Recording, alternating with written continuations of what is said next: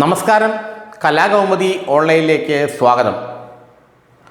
പത്തനംതിട്ടയിൽ കാലാകാലങ്ങളായി കോൺഗ്രസ് ജയിച്ചിരുന്ന സീറ്റാണ് കോന്നി സീറ്റ്. 96 മുതൽ അടൂർ പ്രകാശിൻ്റെ കയ്യിൽ ഭദ്രമായിരുന്നു ആ സീറ്റ്. 2019 അടൂർ പ്രകാശ് ആറ്റിങ്ങലിൽ നിന്നും ലോക്സഭയിലേക്ക് മത്സരിച്ചപ്പോൾ ആ സീറ്റ് ഒഴിയുകയും അവിടെ CPMൻ്റെ KU ജനീഷ് കുമാർ വിജയിക്കുകയും ചെയ്തു. ജനീഷ് കുമാർ വളരെ നല്ല MLA ആണെന്നുള്ള ഒരു അഭിപ്രായം ജനങ്ങൾക്കിടയിലുണ്ട്. എന്നാൽ ഇത്തവണ UDFനും കോൺഗ്രസിനും ഭരണത്തിലേറണമെങ്കിൽ അവർക്ക് കോന്നി, ആറന്മുള എന്നീ 2 സീറ്റുകൾ ഉറപ്പായും പത്തനംതിട്ട ജില്ലയിൽ പിടിച്ചേ പറ്റൂ. പത്തനംതിട്ട ജില്ലയിൽ ഇപ്പോൾ കോൺഗ്രസിന് സീറ്റൊന്നുമില്ല. എന്നാൽ ഈ 2 സീറ്റും ആറന്മുളയും കോന്നിയും പിടിക്കാൻ കഴിഞ്ഞില്ലെങ്കിൽ, പത്തനംതിട്ടയിൽ നിന്ന് 2 സീറ്റുകളെങ്കിലും മിനിമം പിടിക്കാൻ കഴിഞ്ഞില്ലെങ്കിൽ UDFനും കോൺഗ്രസിനും ഭരണം പിടിക്കുക എന്നുള്ളത് അത്ര എളുപ്പമല്ല.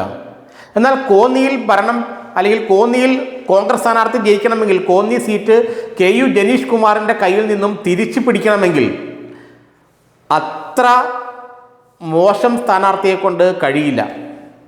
നല്ല സ്ഥാനാർത്ഥിയെ അവിടെ എടുത്ത് പ്രയോഗിച്ചാൽ മാത്രമേ കോന്നി സീറ്റ് കോൺഗ്രസിന് പിടിച്ചെടുക്കാൻ കഴിയൂ.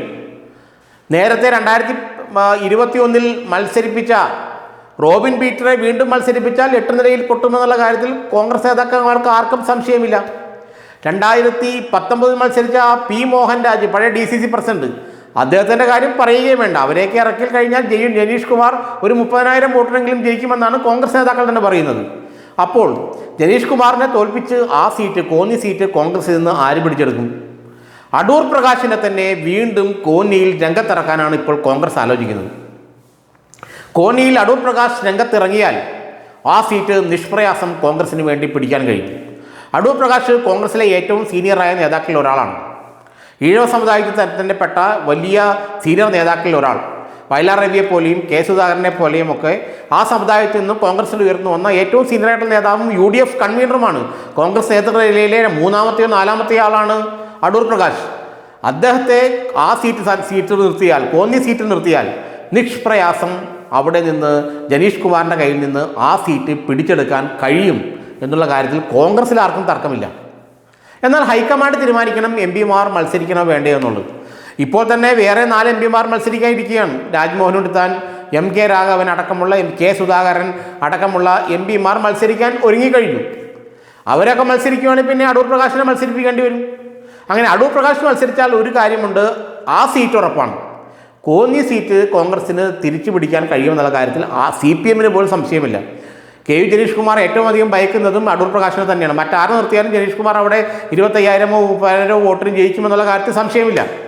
അതുകൊണ്ട് വേറെ ഒരു MPയെയും മത്സരിപ്പിച്ചില്ല എങ്കിലും അടൂർ പ്രകാശിനെ കോന്നിയിൽ മത്സരിപ്പിക്കേണ്ടത് അത്യാവശ്യമാണെന്നാണ് ഇപ്പോൾ കോൺഗ്രസ് നേതൃത്വം വിശ്വസിക്കുന്നത്. എന്നാൽ അതിന് ഹൈക്കമാൻഡ് അനുമതി നൽകണം. ഹൈക്കമാൻഡ് അനുമതി നൽകുമ്പോൾ ഒരു MPക്ക് മാത്രമേ അനുമതി നൽകാൻ പറ്റുമോ എന്നുള്ള ചോദ്യമുണ്ട്. KC വേണുഗോപാൽ പോലും തരം കിട്ടിയാൽ നിയമസഭയിലേക്ക് മത്സരിക്കുന്ന അവസ്ഥയാണ് ഇപ്പോഴുള്ളത്. അതുകൊണ്ട് അടൂർ പ്രകാശ് മത്സരിച്ചാൽ കൂടെ ഒരു 6 MP മാരെങ്കിലും മത്സരിക്കും നിയമസഭയിലേക്കെന്നാണ് ഇപ്പോൾ കോൺഗ്രസ്സുകാർ പറയുന്നത്. അതുകൊണ്ട് തന്നെ ഏതായാലും കോന്നി സീറ്റ് കോൺഗ്രസിന് ലഭിച്ചേ പറ്റൂ. കാരണം ആറന്മുള സീറ്റ് കോൺഗ്രസിൻ്റെ സ്ഥാനാർത്ഥി നിർത്തി ആ സീറ്റ് പിടിച്ചിട്ട് വീണ ജോർജ് മത്സരിക്കുന്നില്ല. അഥവാ മത്സരിച്ചാൽ തന്നെ ആ സീറ്റ് കോൺഗ്രസിന് പിടിക്കാൻ കഴിയുമെന്നുള്ള വിശ്വാസം അവർക്കുണ്ട്. പിന്നെയുള്ളത് കോന്നിയാണ്. കോന്നി സീറ്റുകളിൽ പിടിച്ചാൽ 2 സീറ്റ് കിട്ടും. പിന്നെയുള്ള തിരുവല്ലയും റാന്നിയും ഒക്കെ നഷ്ടപ്പെട്ടാലും ഒരുപക്ഷെ അവർക്ക് ഇതുകൊണ്ട്, ഈ 2 സീറ്റ് കൊണ്ട് അത്യാവശ്യം ഭരണം പിടിക്കാൻ കഴിയുന്ന ഒരു അവസ്ഥ, 75 സീറ്റൊക്കെ UDFന് ഒപ്പിക്കാൻ കഴിയുന്ന അവസ്ഥ ഈ പത്തനംതിട്ട ജില്ലയിലെ 2 സീറ്റുകൾ കിട്ടിയാൽ ഉണ്ടാകുമെന്നാണ് കോൺഗ്രസിൻ്റെ വിശ്വാസം. അതുകൊണ്ട് തന്നെ അടൂർ പ്രകാശിനെ കോന്നി സീറ്റിൽ വീണ്ടും മത്സരിപ്പിച്ച് ആ സീറ്റ് പിടിച്ചെടുത്താലെന്തെന്നുള്ള ആലോചന കോൺഗ്രസിൽ ഇപ്പോൾ ശക്തമാണ്.